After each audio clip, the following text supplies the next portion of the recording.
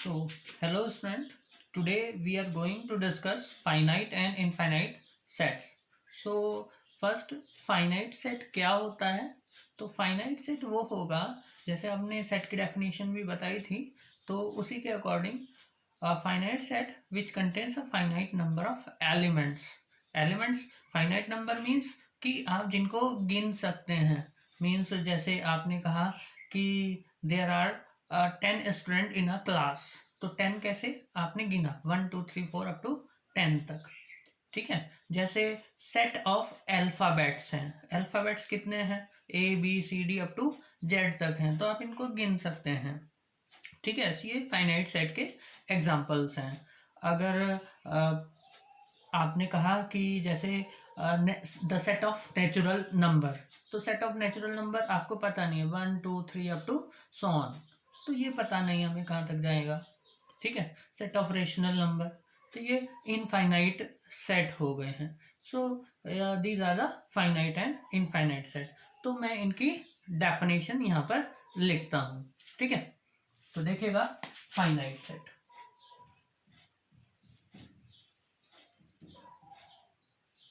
Finite set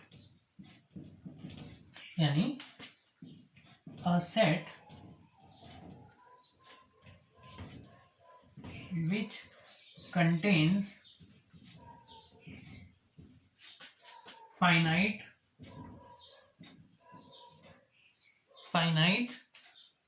number of elements.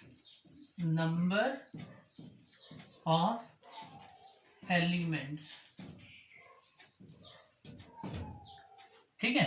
जैसे example अगर आप ले लें, एग्जाम्पल जैसे हमने एक सेट डिफाइन किया A इज इक्वल टू, और यहाँ पर लिखा 2 4 9 11. ठीक है. सो this is the example of finite set, क्योंकि इसमें कितने एलिमेंट्स हैं? 1 2 3 4. So number of elements is 4, so it is a finite set. जैसे अगर हम एक और एग्जाम्पल ले लेते हैं, B इज इक्वल टू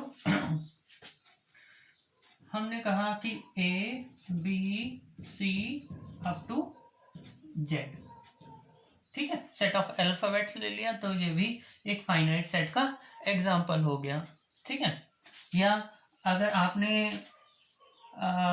एक C सेट लिया और जो क्या दिखा रहा है, जैसे संडे मंडे और अप टू कहाँ तक? सैटरडे तक. तो ये भी क्या है? फाइनाइट सेट के एग्जाम्पल्स हैं. ऐसे ही मंथ का हो सकता है, कैसे भी हो सकता है, जो गिन सकते हैं. ठीक है. अब इनफाइनाइट सेट.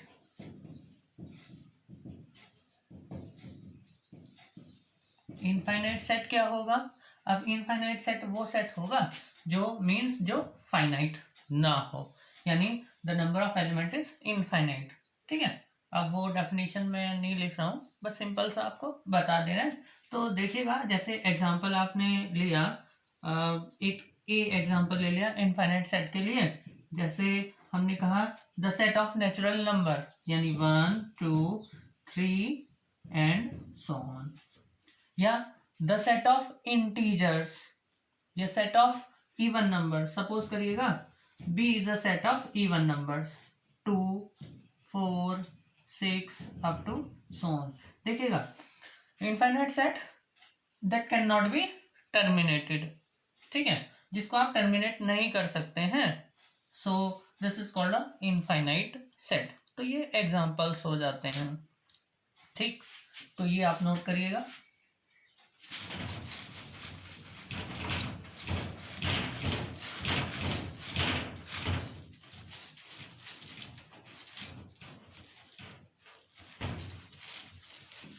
तो next is a empty set.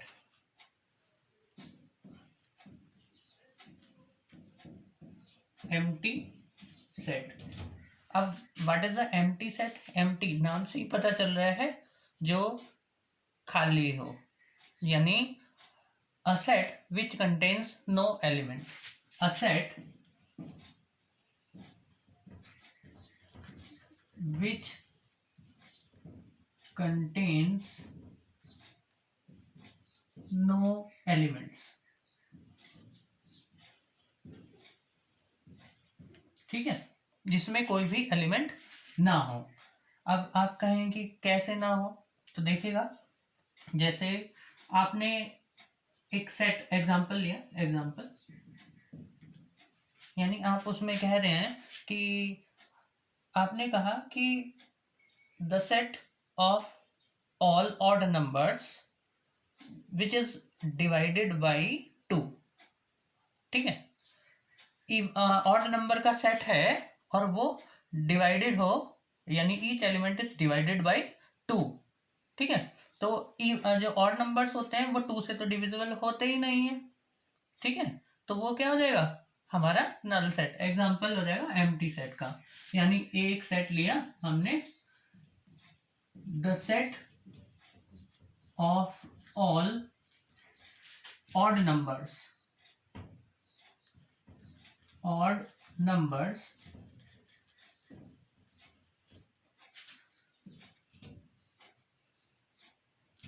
in which each element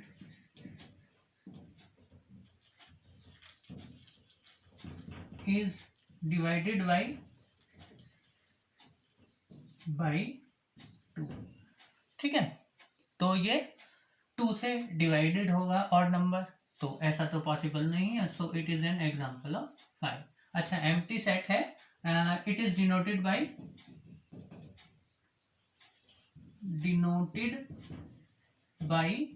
5। 5 से हम इसको डिनोट करते हैं, तो ये एग्जांपल हो गया। जैसे अगर एक और एग्जांपल ले लेते हैं, तो वो क्या है, सपोज करिएगा कि x इज अ एलिमेंट। ठीक है, x इज सच दैट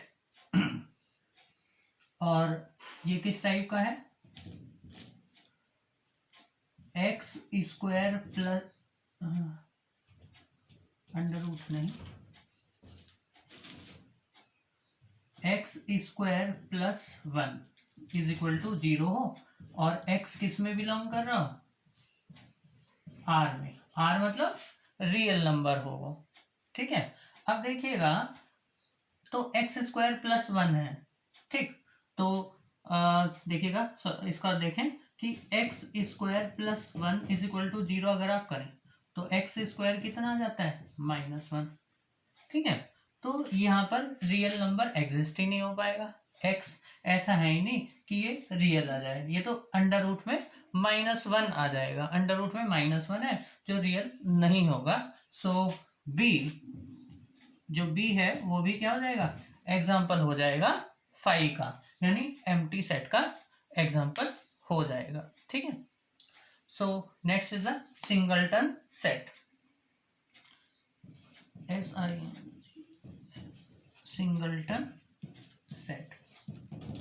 अब सिंगलटन सेट क्या होगा, यहाँ पे डेफिनेशन नहीं लिख रहा हूं मैं, बिल्कुल सिंपल सा है। एक सेट होगा ऐसा जिसमें ओनली 1 एलिमेंट होगा, that is called singleton set. ठीक है, अ set which contains only 1 element is called a singleton set, बस जिसमें एक एलिमेंट होगा। ठीक है, तो ये हुआ। अब नेक्स्ट है कि इक्वलिटी ऑफ सेट्स, इक्वल यानी इक्वलिटी ऑफ सेट्स। अब देखिएगा, दो सेट कब इक्वल होंगे, जब if and only if they contains the same number of element and same number of distinct element, और दोनों में जो एलिमेंट हो वो भी सेम हो, नंबर तो सेम हो ही डिस्टिंक्ट एलिमेंट का, लेकिन उसमें जो एलिमेंट हो वो भी सेम हो। ठीक है, तो वो सिंगलटन सेट हो जाएगा, यानी two sets are equal if they contains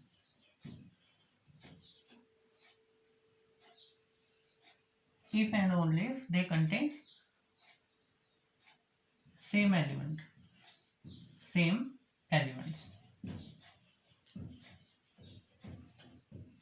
ठीक है। सेम एलिमेंट्स हों तो वो क्या हो जाएगा हमारा सिंगलटन सेट, वो इक्वालिटी ऑफ सेट हो जाएगा, ठीक है। तो अभी देखते हैं, मैं इसको एग्जांपल आपको बताता हूँ और करते हैं हम, ठीक है।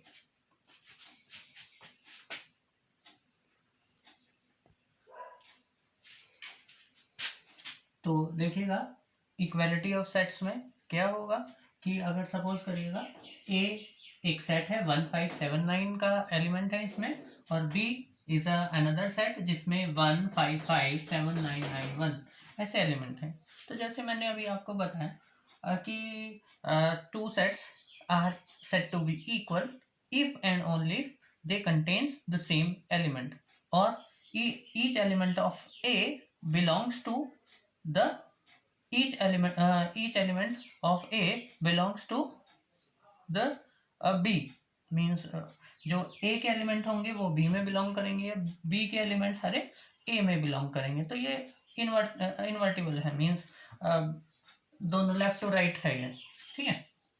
तो देखिएगा जैसे B है जिसमें 1 है, इसमें भी 1 है, 5 है, यहाँ पे 5 दो बार है, तो 2 बार या 3 बार लिखने का कोई मतलब नहीं है कि दोनों में डिस्टिंक्ट एलिमेंट सेम होने चाहिए, ठीक है।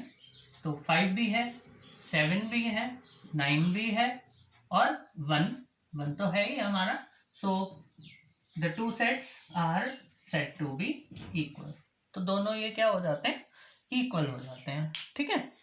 तो अब हम जो है एक्सरसाइज डिस्कस करेंगे जो 11th क्लास का है, 11th क्लास की NCERT की है एक्सरसाइज है, वो मैं यहाँ पे डिस्कस करता हूँ। तो अभी देखते हैं, ठीक।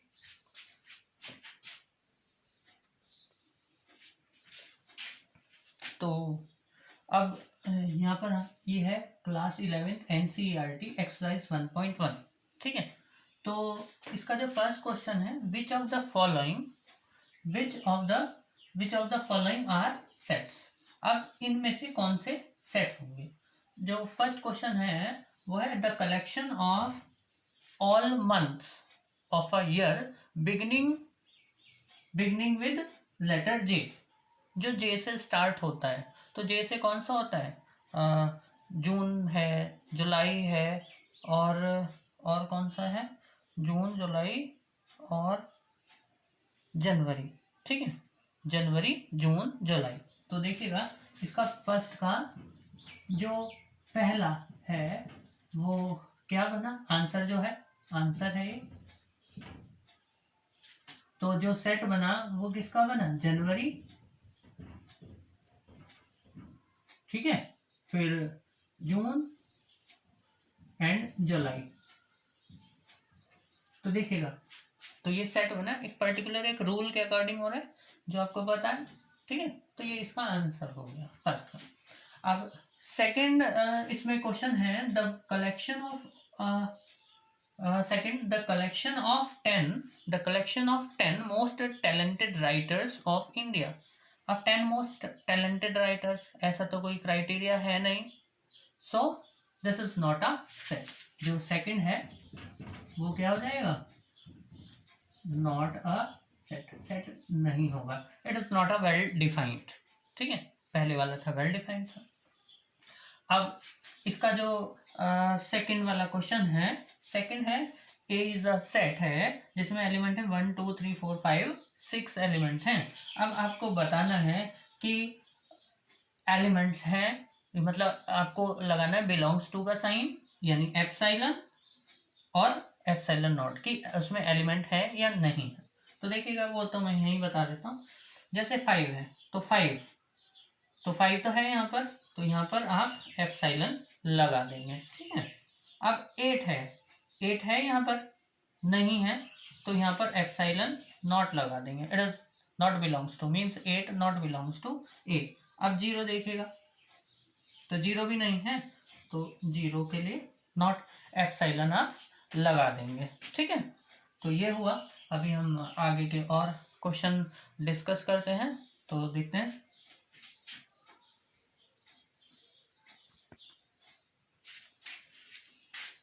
तो आप देखिएगा क्वेश्चन 1 और 2 तो हमने कर लिया था। अब क्वेश्चन नंबर 3 है। 3 में है write the following in roster form. In roster form. अब रोस्टर फॉर्म जैसे मैंने डिस्कस भी किया था आपको, ये जो यहाँ पर लिखा हुआ है ये सेट बिल्डर फॉर्म लिखा हुआ है। जैसे पहला क्वेश्चन है x such that x is an integer, और कैसा है इंटीजर, -3 है, less than equal to x है, less than equal to x, और लेस देन 7 है। ठीक है, 7 से छोटा, -3 से बड़ा और 7 से छोटा। तो अब देखिएगा थर्ड का आंसर सॉल्यूशन, ये है थर्ड का फर्स्ट। तो आप इसको कैसे लिख सकते हैं, तो देखिएगा ए कितना आ जाएगा हमारा, कहाँ से स्टार्ट हो रहा है, -3 से 7 तक जा रहा है, तो ए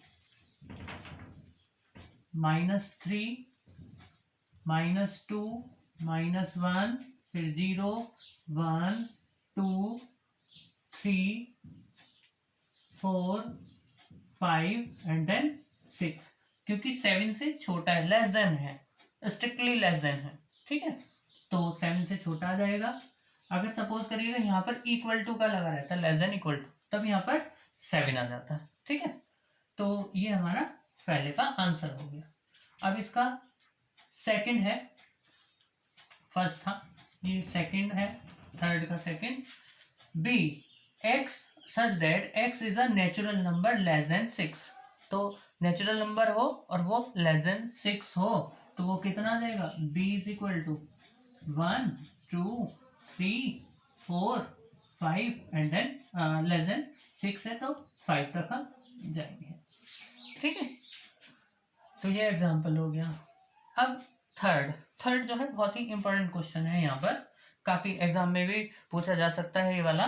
तो इसमें क्या है, एक्स है, x is a 2 digit number such that the sum of its digit is 8। The sum of its digit is 8, यानी आप ऐसा नंबर लिखेंगे 2 डिजिट का जिनका दोनों का जो डिजिट का सम है वो कितना है, 8 है। तो देखिएगा इसका पैटर्न है लिखने का। थर्ड आपने कहा, जैसे आपने 1 लिखा, 1 2 डिजिट का है और हमने 7 लिख दिया, तो दोनों का सम कितना हो गया, 8। ठीक है, अब 1 को बढ़ाते जाएं और 7 से डिक्रीज करते जाएं, 2 6 26। ठीक है, अब 3 और 6 का कर दिया हमने 5, 8 हो जाएगा। ठीक है, 35, फिर 44, फिर 53,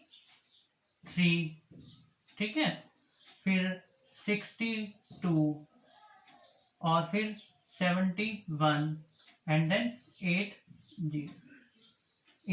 इन सभी का डिजिट का सम कितना आ रहा है, ये 8 आ जा रहे हैं यहाँ पर।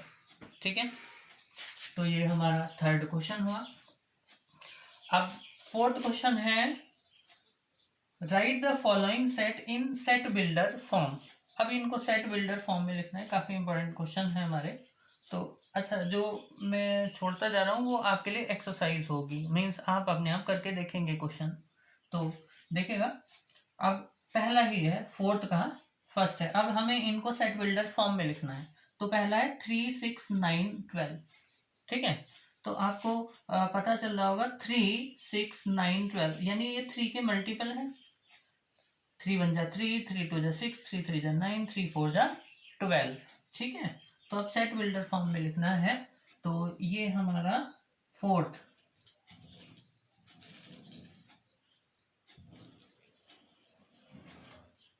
है। फोर्थ का हमने फर्स्ट लिया है, और फर्स्ट का सपोज कर लीजिएगा ए आपने सेट मान लिया, और x is such that x is equal to कितना है, 3 के मल्टीपल है, तो 3n लिख देंगे, ठीक है, 3n। और n किस में बिलोंग कर रहा है, नेचुरल नंबर में बिलोंग कर रहा है। और n कहाँ से कहाँ तक है, 3 1 जा 3, 3 2 जा 6, 3 3 जा 9, 3 4 जा 12, तो 1 से 4 तक है। और n क्या है, 1 से बड़ा और लेस देन इक्वल टू 4 है। तो आप n की वैल्यू यहाँ रखते जाएंगे, ये निकलता जाएगा। ऐसे ही 2 4 8 16 32 सेकेंड क्वेश्चन है।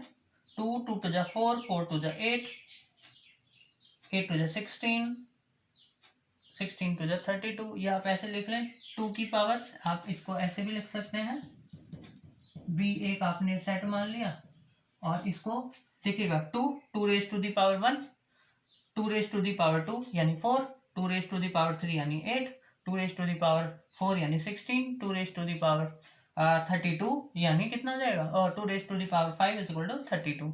ठीक है, तो आप इसको लिख सकते हैं x such that x is equal to कितना है, 2 raise to the power n, और n किस में बिलोंग कर रहा है, नेचुरल नंबर में। और n कहाँ से कहाँ तक है, वो 1 से 5 तक है। ऐसे ही ये थर्ड क्वेश्चन है, यहाँ पर क्या आ जाएगा बस क्वेश्चन में, 5 25 125 6 25, यानी 5 की 5 रेज टू द पावर 1 यानी 5, 5 रेज टू द पावर 2 यानी 25, 5 रेज टू द पावर 3 यानी 125, and 5 raise to the power 4 यानी 625। तो यहाँ पर कितना आ जाएगा, 5 की पावर n आ जाएगा, और n 1 से 1 2 3 4 तक चला जाएगा।